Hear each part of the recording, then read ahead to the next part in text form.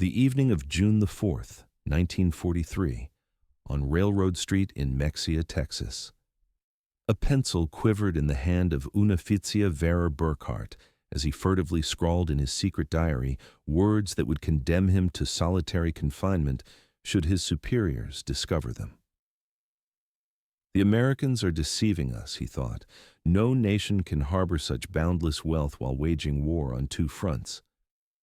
Through the smudged window of the train, he had glimpsed a vision that shattered 3 years of relentless Nazi propaganda. Every farmhouse radiated bright electric light, street corners shimmered with illumination, and shop windows glowed invitingly. It was an endless galaxy of electricity, brilliantly sweeping across the sweeping Texas plains at 10 o'clock at night. Back in Germany, blackout orders had plunged the Reich into darkness since 1940, and even before the war, rural electrification barely touched 1/5 of German farms. Yet here, in what Nazi lies claimed was a decadent, crumbling America, electricity coursed freely like an unstoppable river. 1,850 battle-hardened veterans of Irwin RML's Africa Corps disembarked from plush passenger cars, not the grim cattle wagons nor freight cars they had braced for, but luxurious Pullman coaches fitted with dining services and sleeping quarters. The whole town of Mexia had gathered to watch their arrival. What they could not foresee was that this seemingly ordinary moment would ignite a profound psychological revolution in the annals of history, a relentless dismantling of Nazi ideology through the sheer magnitude of American industrial might. The numbers behind Allied victory were being inscribed not in strategic battle plans, but in the unyielding figures of production statistics that would soon obliterate every prejudice these soldiers held about their foes, their homeland, and their mission. The downfall had commenced on the 13th of May, 1943, in Tunisia. General Jürgen von Arnim, who had replaced Rommel, surrendered alongside roughly 250,000 to 275,000 German and Italian soldiers. These figures fluctuated as scattered units capitulated over several days. Among the Wehrmacht's finest desert fighters, men who had pushed the British back into Egypt and who earned even the reluctant respect of Montgomery himself, were now prisoners. One of these was Headman Friedrich Radke, a recipient of the Iron Cross First Class, a veteran of the French campaign, wounded twice in the harsh North African deserts.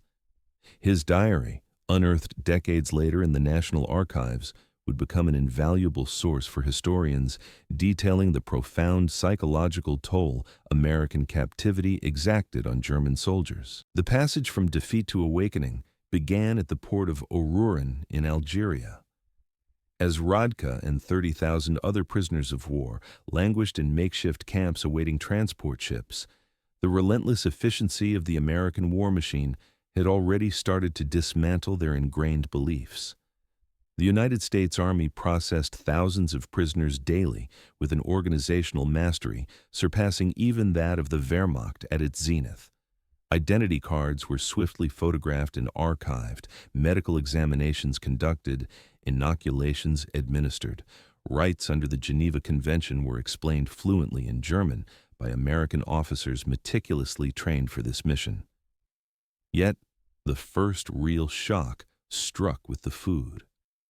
Lieutenant Hans Muir, captured with the 21st Panzer Division, would later write to his mother 8 months after captivity. Within the cramped confines of the Oruran cage, as they anxiously awaited ships, the prisoners were met with a shock that defied all expectation. The Americans fed them better than they had known in half a year of grueling desert warfare. White bread, fresh and soft, genuine coffee that warmed the soul, and meat served twice each day. Initially dismissed as propaganda, a trick to impress, they soon understood that this was simply the standard American military ration. The Liberty ships destined to ferry them across the Atlantic stood as towering monuments to American industrial genius. The SS Robert A. Peary was a marvel, constructed in mere 4 days, 15 hours, and 29 minutes at the Kaiser shipyards in Richmond, California, a feat so incredible that the Germans would have scoffed at it as impossible propaganda had they known. These vessels, crafted at a staggering pace of 3 per day at production zenith, were returning from their cargo runs to the European front. Instead of sailing home empty, they now carried living human cargo, up to 30,000 prisoners of war each month by the summer of 1943. The harrowing 2-week voyage across the Atlantic in July of 1943 delivered the next blow to Nazi illusions. Feld Kurt Zimmermann of the 90th Light Division chronicled a vivid account that reached his family through letters after his return. He observed that the ship's crew discarded more food in a single day than his entire company had been allocated in a week during their final African campaigns. Half-eaten steaks, entire loaves of bread, gallons of milk left to spoil, all thrown away without hesitation. Zimmermann noted this was not mockery, but a reflection of a supply so vast it held no value in waste. These ships themselves were veritable floating symbols of American industrial might. Prisoners learned that their vessel was but one of 2,710 Liberty ships constructed during the war, each requiring 150,000 parts, brought together from factories in 32 states. The engines, the prisoners gleaned from loquacious American guards, were forged in 3 separate factories, each crafting cylinders boasting 900 horsepower, later assembled in ports that had scarcely existed merely 2 years prior. Lieutenant Colonel Wilhelm von Stauborn, whose noble Prussian lineage had served in every German conflict since the reign of Frederick the Great, would later record in his memoirs, "As our vessel neared the American coastline, I gazed upon the radar antenna revolving above the bridge. This technology, which we believed only we possessed, perhaps the British as well, in limited quantities, was merely standard equipment aboard a cargo ship. It was then I first realized that Germany had already been defeated in this war." The 2nd of August, 1943, Norfolk Naval Base, Virginia. The initial glimpse of America obliterated the final vestiges of Nazi propaganda regarding American industrial frailty. The Norfolk base sprawled across 4,300 acres, its docks extending for miles, its cranes simultaneously loading and unloading dozens of vessels. In a single day, this solitary port processed more tonnage than the entire German port of Hamburg managed in an entire week. Gerrit Jon Fber, a factory worker from the Ruhr before his military service, tallied 47 cargo ships in various stages of loading or unloading. Each crane, he recorded in his secret diary, hoisted loads that would have demanded a dozen men and horses in Germany. They operated with electric power, smoothly, continuously, without the choking coal smoke that suffocated German industrial cities. The prisoners formed columns for their march to waiting trains. Along their route, they passed parking lots brimming with civilian automobiles, hundreds belonging to dock workers alone. In Germany, private automobile ownership remained a privilege reserved for the wealthy and party elite. The Volkswagen, promised to the German people since 1934, remained merely a propaganda fantasy with fewer than 1,000 ever delivered to civilians. Here, ordinary laborers drove their own vehicles to work. Yet nothing could have prepared them for the trains themselves, not boxcars, not the 40 and 8 wagons, 40 men or 8 horses, that had transported German troops across Europe, but genuine passenger coaches. Pullman cars with cushioned seats converting to sleeping berths, dining cars adorned with white tablecloths and silver cutlery, observation cars featuring panoramic windows. Hedman Rodka wrote, "We boarded as tourists, not prisoners." The American Guard seemed almost ashamed by such comfort. One sergeant apologized that the air conditioning wasn't functioning properly in their car. Air conditioning. In August, they had believed such luxury existed solely aboard Hitler's personal train. The 3-day rail journey from Norfolk to the camps of Texas and Oklahoma would prove more devastating to Nazi ideology than any military defeat. As the trains rolled through Virginia, the prisoners pressed their faces against windows, witnessing an America that defied everything they had been taught. Every small town blazed with electric light. Martinsville, Danville, Greensboro.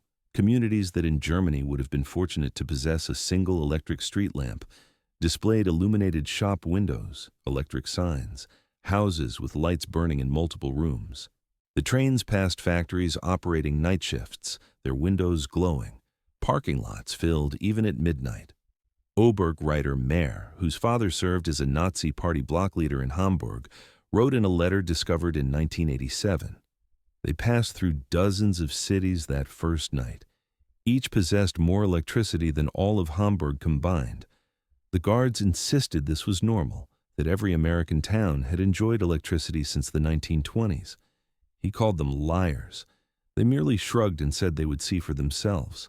In Roanoke, Virginia, the train halted for water and coal. The prisoners watched as American railway workers accomplished in 30 minutes what would have required 2 hours in Germany. Automated coal loaders, electric water pumps, mechanized lubrication systems. Every aspect of the operation demonstrated technological supremacy. More disturbing still was the casual wealth displayed by the workers themselves. They wore leather boots that would have cost a German laborer 2 months' wages.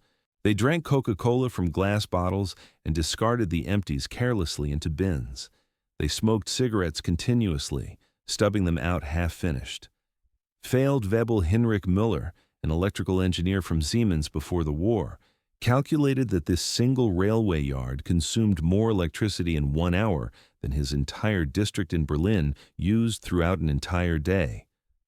The waste was magnificent, he wrote. They left lights burning in empty buildings. Electric fans whirred in vacant rooms. It was the carelessness born of infinite resources. As the trains crossed into Tennessee and Kentucky, the prisoners encountered American industrial power in its full glory. Through their windows, they witnessed endless factories, each surpassing anything most had ever seen in Germany. The Alcoa aluminum plant in Tennessee stretched 3 miles along the river, its electric furnaces consuming 175,000 kilowatts of power, more than the entire city of Munich. Near Louisville, the trains slowed as they passed the Rubbertown complex, where synthetic rubber plants had emerged from empty fields in just 18 months. 4 massive facilities, each employing thousands of workers, produced 800,000 tons of synthetic rubber annually. Germany, despite inventing the process, had never achieved more than 120,000 tons in its best year. Oberlieutenant Erich Hoffmann, a chemist from IG Farben, grasped the implications immediately. In a post-war interview, he recalled, "I recognized those plants. I could identify the distillation columns, the catalytic crackers. Each facility surpassed anything we had constructed, and there were 4 of them in this single location alone. They told us there were dozens more scattered across the country." The trains passed Ford's Willow Run plant outside Detroit, visible from miles away. This solitary factory, constructed in merely 9 months, produced a B-24 Liberator bomber every 63 minutes. At peak production, 42,000 workers assembled bombers from 1,550,000 parts, manufactured by 1,500 subcontractors. The plant consumed 2.5 million square feet of floor space and used more electricity than the entire German city of Cologne. Hauptmann Wehrli, a Luftwaffe pilot shot down over Tunisia, pressed his face against the window as they passed. He counted 17 B-24s in various stages of completion visible from the train. "We had been told American planes were inferior, hastily built, would fall apart in combat," he wrote, "but I could see the precision of the assembly lines, the quality of the construction. These were not inferior aircraft. They were simply built faster than we could imagine possible." The deeper the trains penetrated into America, the more complete became the destruction of Nazi mythology. In St. Louis, they crossed the Mississippi River on the Eads Bridge, while below them, barges carried more grain than the entire German harvest of 1942. The prisoners could see grain elevators stretching along both banks, each one holding enough wheat to feed a German city for months. Unteroffizier Karl Schmidt, a farmer's son from Bavaria, wrote in his diary, "The Americans transport food, as we transport ammunition, in endless quantities without concern for loss. I watched them loading a single barge with enough wheat to feed my entire village for 5 years. The crane operator was eating a sandwich with meat thicker than our weekly ration. In Kansas City, the train stopped at a massive stockyard where tens of thousands of cattle awaited slaughter. The smell of meatpacking plants filled the air for miles. German prisoners who had subsisted on 200 grams of meat per week in Africa, when lucky, watched American workers eating beef sandwiches during their lunch break. "They ate meat like we ate bread," wrote Gefreiter Paul Fischer. "No, that's wrong. They ate meat like we wished we could eat bread. The guard bought us hamburgers from a stand near the station. Meat, cheese, vegetables on white bread for 15 cents.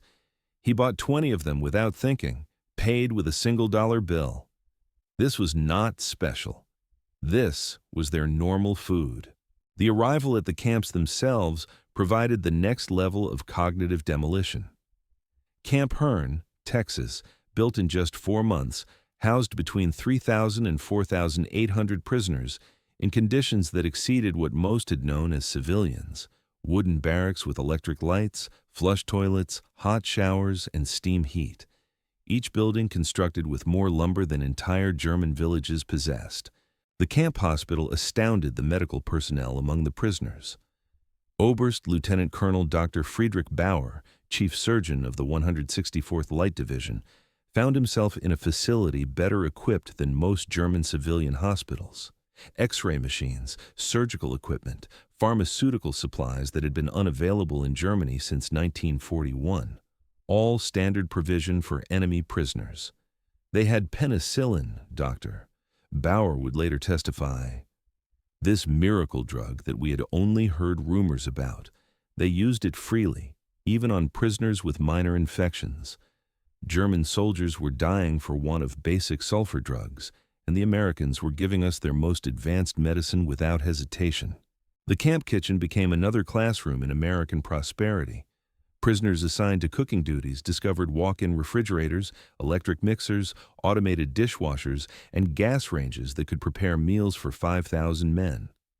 The daily ration included fresh milk, eggs, meat, vegetables, and white bread, quantities that German civilians hadn't seen since 1939. Feldwebel Otto Krebs, a former hotel chef from Munich, wrote, "Today, we threw away more food than my family has seen in 3 years. Not spoiled food, simply excess. The American regulations require we prepare 10% more than needed to ensure every prisoner receives full rations. The surplus is discarded. I wept as I threw perfectly good bread into the garbage." By September of 1943, the labor shortage in American agriculture led to the employment of prisoners of war in fields and factories across the country. This decision, driven by necessity, would prove more destructive to Nazi ideology than any propaganda program could have achieved. Groups of prisoners were trucked daily to work sites, traveling through the American heartland without blindfolds or restricted routes. They saw everything: the endless fields of corn and wheat, the factories running 3 shifts, the shops full of goods, the parking lots full of cars, the houses with refrigerators and radios. At a cotton gin outside Houston, Unteroffizier Herbert Lang watched a single machine process more cotton in 1 hour than his entire village could have handled in a month using traditional methods. The gin was powered by electricity from the Colorado River Authority, part of a rural electrification program that had brought power to 90% of Texas farms by 1943. The farmer who owned the gin was nobody special, Lang recorded. Not aristocracy, not a party member, just a farmer. Yet he had electricity, running water, a truck, a car, and a tractor. His workers, including the Negroes, ate lunch from boxes containing more food than German workers received in a week. And this was normal. Every farm we passed was the same. In Nebraska, prisoners worked in sugar beet fields, witnessing agricultural mechanization that defied comprehension. A single combine harvester, they learned, could do the work of 100 men. The fields stretched to the horizon, each one larger than entire German counties. The farmers spoke casually of yields that would have been fantasy in Germany. 60 bushels of wheat per acre compared to Germany's 30 on the best land.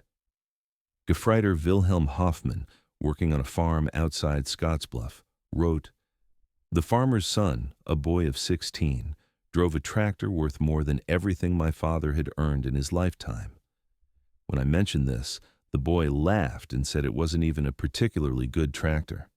His father was waiting for a new model from John Deere that would be even better." The most devastating revelations came to those prisoners who worked near or in American factories. While Geneva Convention rules prohibited direct war production work, prisoners of war could work in industries that freed American workers for military production.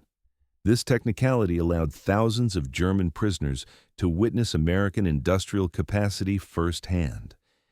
At a Campbell soup factory in New Jersey, prisoners watched production lines that processed more tomatoes in a single day than most German factories handled in a month.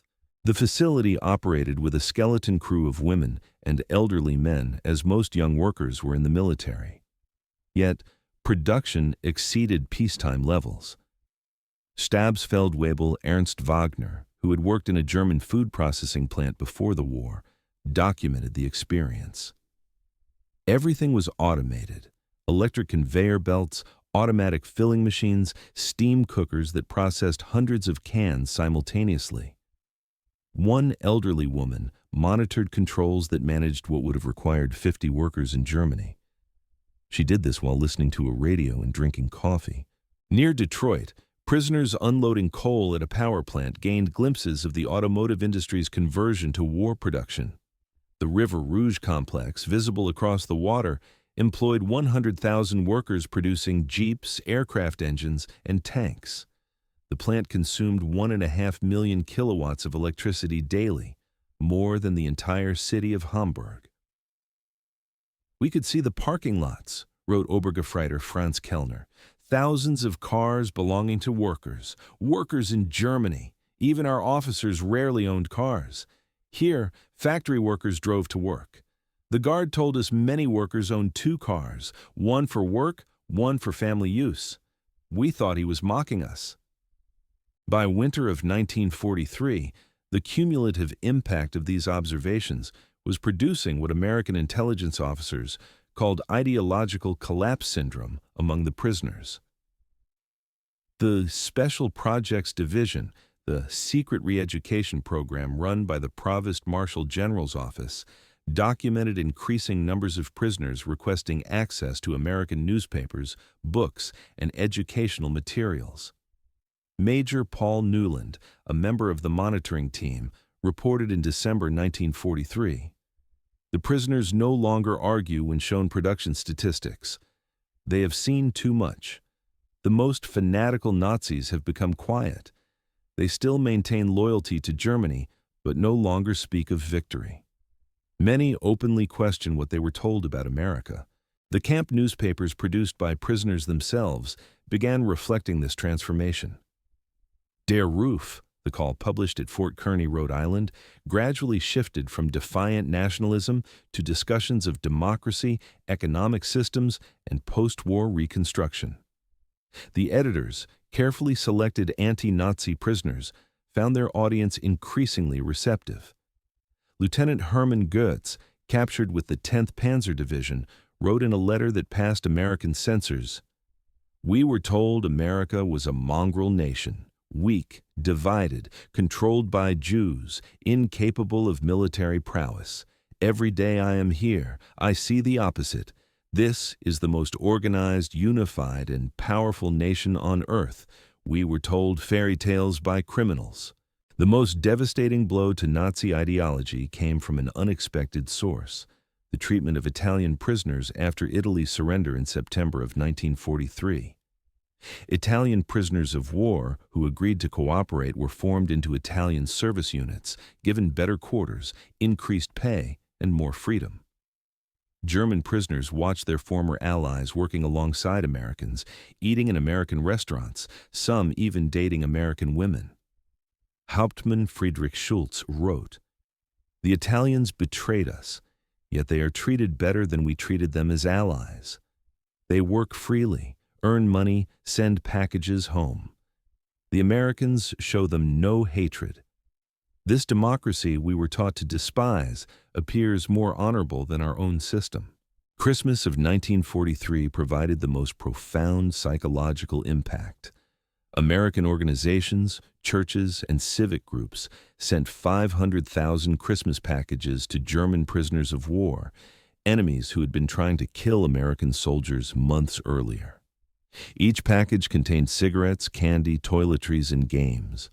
Local communities invited prisoners to Christmas dinners, though regulations prevented most from accepting. At Camp Hearn, Texas, the local Methodist church choir performed Christmas carols in German for the prisoners. Women from Hearn sent in homemade cookies and cakes. The Boy Scouts delivered handmade Christmas cards. This kindness toward enemies shattered the final remnants of Nazi racial theory. Oberlieutenant Walter Muller, whose brother had died in the bombing of Hamburg, wrote, "They know we are their enemies. Many have sons and husbands fighting against our armies.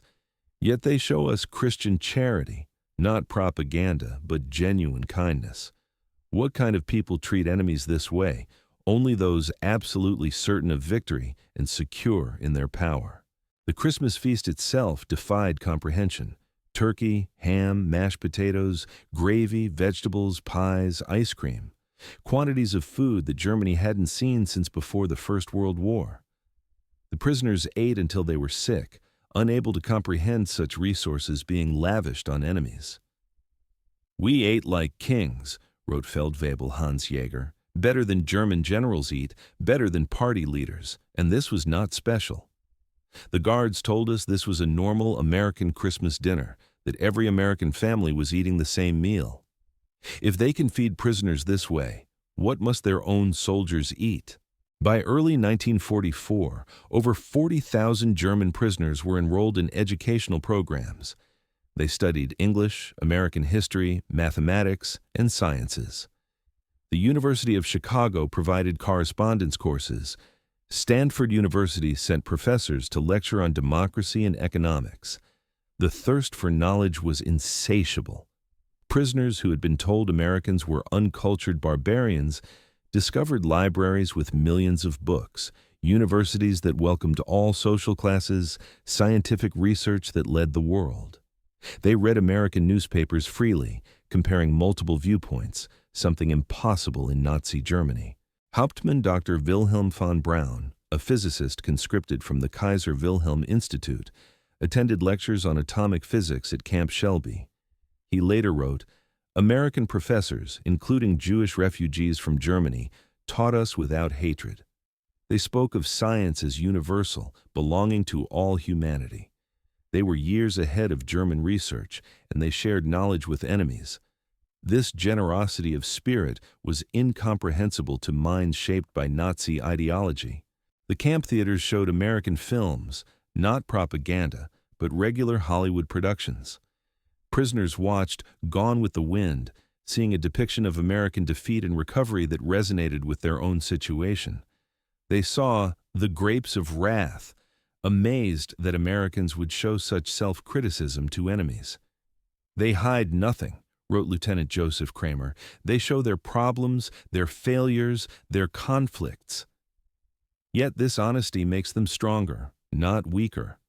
In Germany, such criticism would mean death. Here it is considered patriotic. Spring of 1944 brought expanded prisoner labor programs as American production reached its peak. German prisoners of war worked in canneries, mills, and fabrication plants, witnessing the full might of American industrial capacity. The numbers told a story that no propaganda could counter. At the Higgins Boat Factory in New Orleans, prisoners unloaded steel that would become landing craft for D-Day. They watched as workers assembled 700 boats per month, each one requiring 20,000 parts. The factory employed 20,000 workers, including thousands of women who operated cranes, welded hulls, and managed production lines. Stabsfeldwebel Kurt Zimmermann wrote, "Women doing men's work, Negroes operating complex machinery, teenagers running drilling equipment, everything we were told was impossible in a democracy." Yet, production never stopped. 3 shifts, 24 hours, 7 days a week. They produced more boats in a month than our entire Navy built in a year. At Republic Steel in Ohio, prisoners witnessed the production of 10,000 tons of steel daily. The blast furnaces ran continuously, fed by endless trains of iron ore from Minnesota and coal from Pennsylvania. The scale defied German comprehension. This single plant produced more steel than the entire Ruhr at its peak. "I worked at Krupp before the war," wrote Obergefreiter Paul Hartmann. "I thought I understood industrial production, but this was beyond imagination. They wasted more steel in spillage than we could produce. The workers complained about overtime while producing quantities we couldn't achieve with slave labor and double shifts." The summer of 1944, harvest provided the final demolition of Nazi propaganda about American weakness. German prisoners worked across the Midwest, witnessing agricultural production that could feed the world. In Kansas, they watched wheat harvests, where single farms produced more grain than entire German provinces. Combines moved across fields like ships across an ocean of gold, each one harvesting 100 acres per day. The grain elevators they filled could hold more wheat than Germany imported in an entire year. Unteroffizier Franz Weber, a farmer from East Prussia, wrote, "One American farmer with machinery does the work of 100 German farmers. They showed me aerial photographs of the wheat fields, thousands of square miles of grain. They could lose half their harvest and still have more than all of Europe combined." In California's Central Valley, prisoners picked fruit in orchards that stretched beyond the horizon. They watched as perfectly good fruit was discarded for minor blemishes, fruit that would have been treasured in Germany. Entire crops were sometimes plowed under to maintain prices, a concept that caused psychological breakdown among prisoners from hunger-ravaged Germany. "They destroyed food to keep prices stable," wrote Gefreiter Otto Schultz.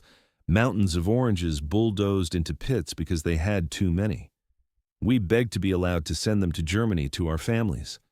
The guards were sympathetic, but explained it was impossible. The waste was strategic proof of unlimited resources." June the 6th, 1944. When news of the Normandy invasion reached the camps, German prisoners experienced their final ideological collapse. The scale of the operation, 6,000 ships, 11,000 aircraft, 150,000 men in the first wave, demonstrated American organizational capacity beyond Nazi Germany's wildest dreams. Prisoners at Camp Shelby watched newsreels of the invasion within days. They saw the endless streams of ships, the artificial harbors, the supply system that delivered 15,000 tons daily across open beaches. They watched their homeland being crushed by the very nation they had been told was too weak to fight. Oberst Friedrich von Stauffenberg wrote, "We knew then that everything was lost, not just the war, but the entire Nazi project. We had challenged the world's greatest industrial power with fairy tales and racial mythology. We sent horses against their trucks, rifles against their automatic weapons, courage against their unlimited resources." Throughout their captivity, German prisoners experienced something that challenged Nazi ideology more than any material wealth: American humanity. Despite propaganda depicting Americans as weak and sentimental, prisoners of war discovered a people secure enough in their strength to show mercy. When Gefreiter Hans Miller's son died in the Hamburg bombing, the American camp commander personally delivered the Red Cross message and offered condolences. When Lieutenant Paul Fisher's wife wrote that she was struggling to feed their children, American church groups sent food packages to her in Germany, enemy civilians in a nation America was actively bombing. "They separated the German people from the Nazi regime," wrote Hauptmann Otto Kellner. "They said they were fighting Hitler, not Germans." This distinction, which seemed like propaganda, proved genuine. They prepared us to rebuild Germany after the war, not to destroy it. The medical treatment particularly affected prisoners. German doctors worked alongside American medical staff, learning new techniques, using advanced equipment. Prisoners received operations that would have been available only to the elite in Germany. Mental health treatment, virtually unknown in the Wehrmacht, was provided to traumatize soldiers. Dr. Friedrich Bauer wrote, "They treated attempted suicides with counseling, not punishment. Prisoners with mental breakdowns received therapy, not beatings." This humanity toward enemies revealed a strength we never understood, the confidence of true power. By March of 1945, the secret re-education program had produced remarkable results. Over 25,000 prisoners had volunteered for democracy courses.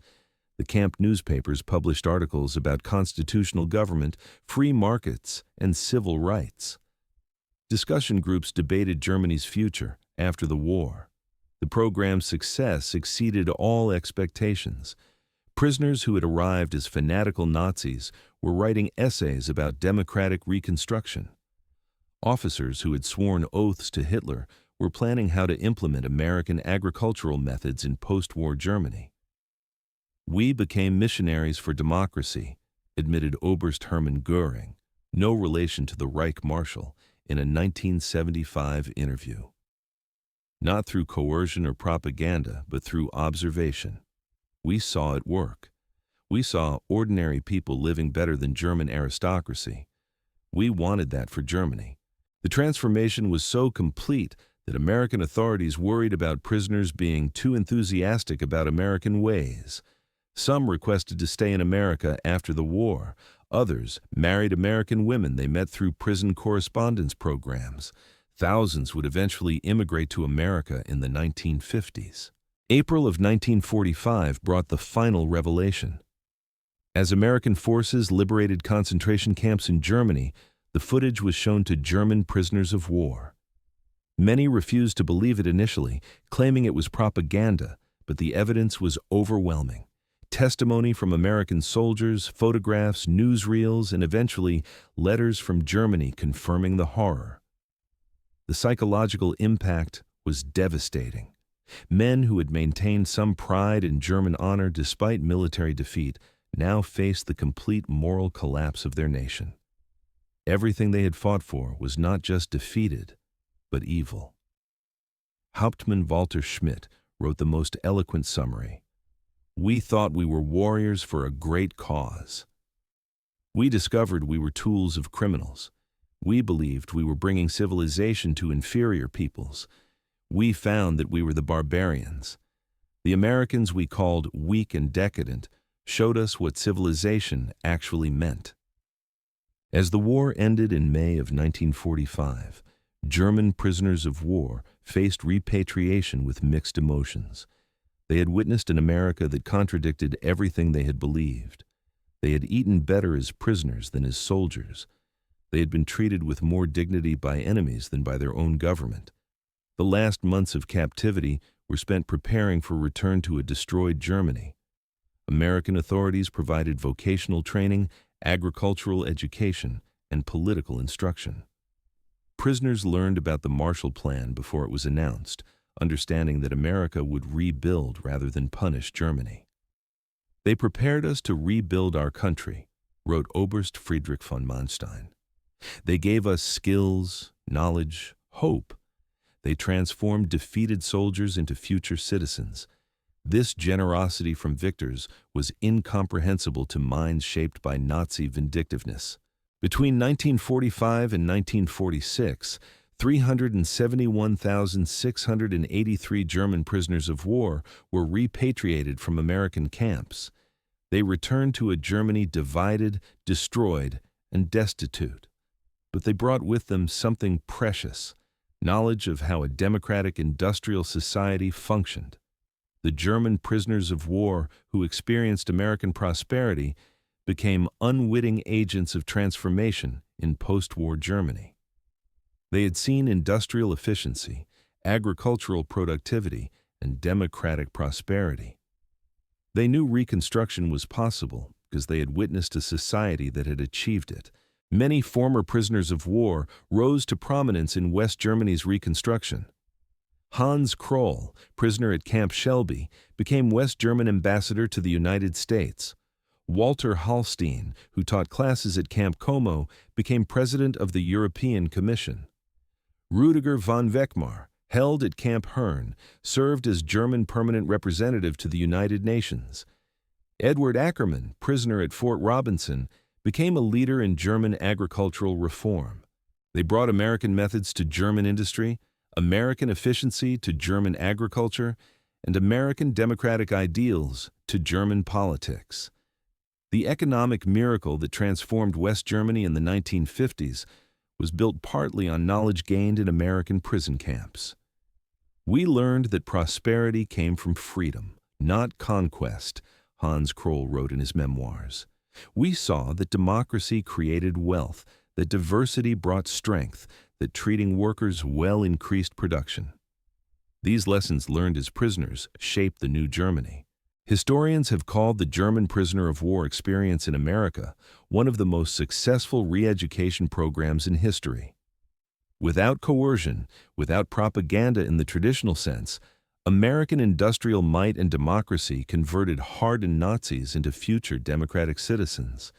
The program succeeded because it relied not on words but on observation. Prisoners saw American society functioning at peak efficiency while treating enemies with dignity. They witnessed industrial capacity that made German production look primitive. They experienced a standard of living that exposed Nazi promises as fantasies.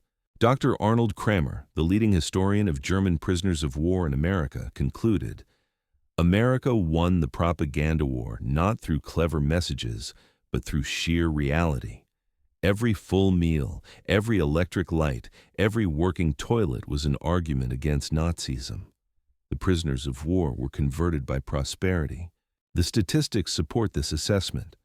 Of the 371,683 German prisoners of war held in America, fewer than 1% attempted escape, with only 2,222 total attempts recorded. Post-war surveys showed that 95% rated their treatment as good or excellent. Most remarkably, thousands maintained correspondence with American families for decades after the war. In 1985, on the 40th anniversary of the war's end, surviving German prisoners of war held a reunion in Austin, Texas. Over 500 former prisoners returned to America, many bringing their families to show them where their transformation had begun. Former Obergefreiter Hans Weber, who had been held at Fort Robinson, Nebraska, and later returned to become a physician in Georgetown, Maine, spoke at the reunion. Life in the camps was a vast improvement for many of us who had grown up in cold water flats in Germany. We discovered running water, central heating, and abundant food. But more than that, we discovered dignity. Former Stabsfeldwebel Kurt Meyer, who had worked on farms in Iowa, added, "The farmers treated us not as enemies, but as young men far from home. They shared their meals, their knowledge, sometimes their homes. This humanity from people whose sons were fighting against us, this changed us forever." At the 1985 reunion dinner, former Oberst Hermann Goetz, then 78 years old, delivered the keynote address that captured the essence of the transformation.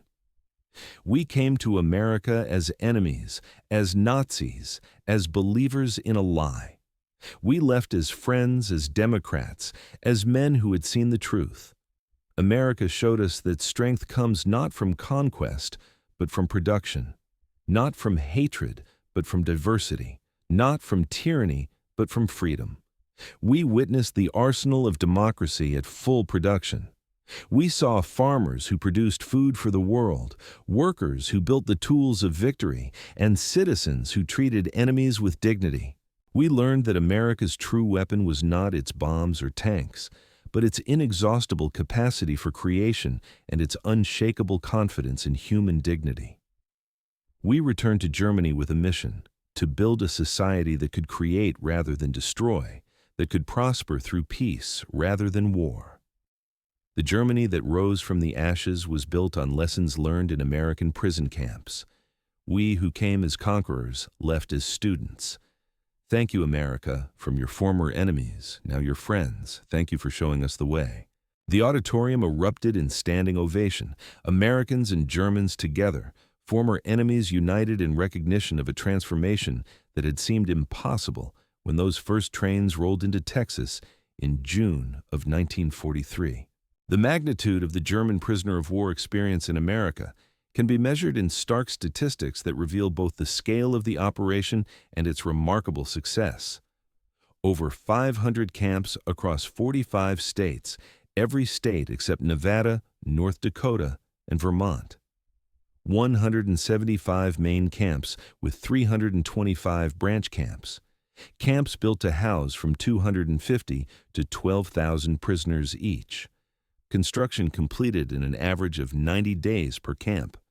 371,683 German prisoners of war as part of 425,171 total Axis prisoners of war.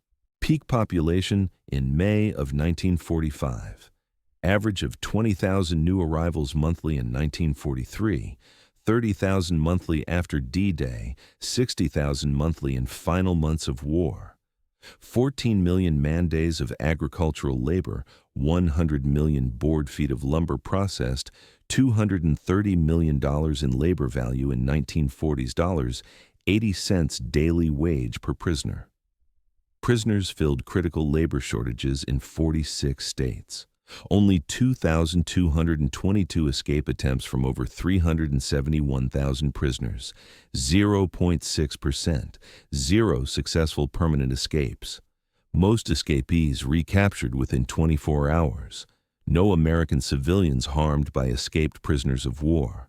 40,000 plus enrolled in educational courses, 135 camp newspapers published, 30,000 taking English classes, 15,000 in vocational training, university correspondence courses for 8,000. Approximately 5,000 former prisoners of war immigrated to United States after war. 12,000 plus maintained correspondence with American families. Average correspondence duration 31 years. Many returned as tourists or business partners. 95% rated treatment as good or excellent. 74% believed captivity positively changed their worldview. 61% expressed interest in learning about democracy. Less than 10% maintained strong Nazi beliefs by 1945. The German prisoners of war who experienced American industrial might didn't just witness history. They were transformed by it. Their captivity became education, their defeat became enlightenment, and their imprisonment became liberation from the ideological chains of Nazism. In the end, America's greatest victory was not on the battlefield, but in the prison camps, where overwhelming evidence of democratic prosperity accomplished what armies could not, the complete transformation of enemy minds. The prisoners of war had arrived believing in German superiority and American weakness. They left knowing the truth. American industrial might was not just overwhelming, it was incomprehensible to minds shaped by scarcity and tyranny. The trains that had brought them into captivity in 1943 had carried warriors of the Third Reich. The ships that returned them to Germany in 1946 carried architects of democracy.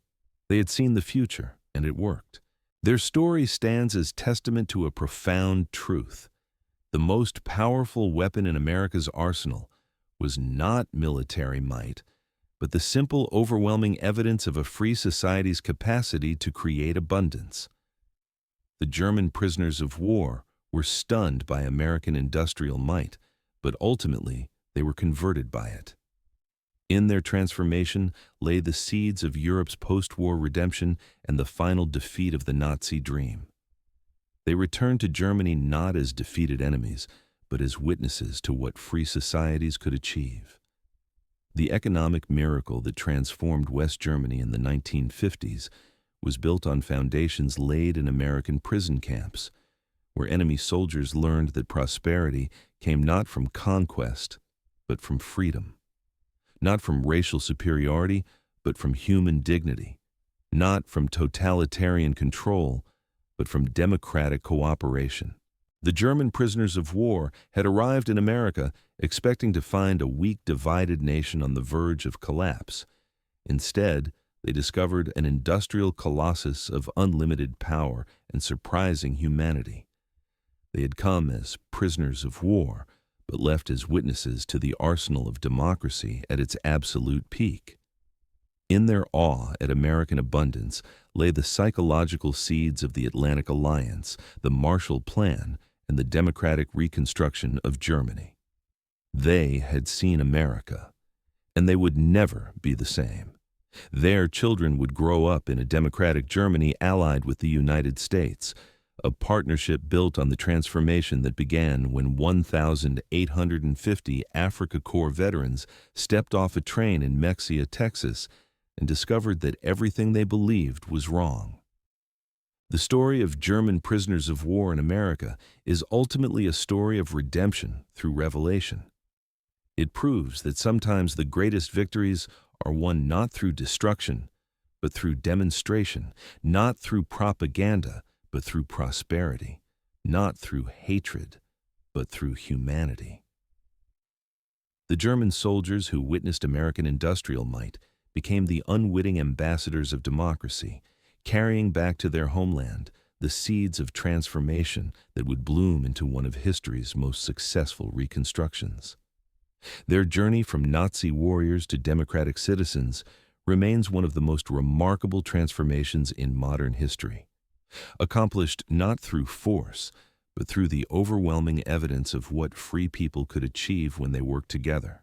In the end, that was America's secret weapon, not just the ability to produce more tanks and planes than any nation in history, but the capacity to transform enemies into friends through the simple power of example. The German prisoners of war were stunned by America's industrial might, but more importantly, they were changed by it. And in that change lay the foundation for a better world.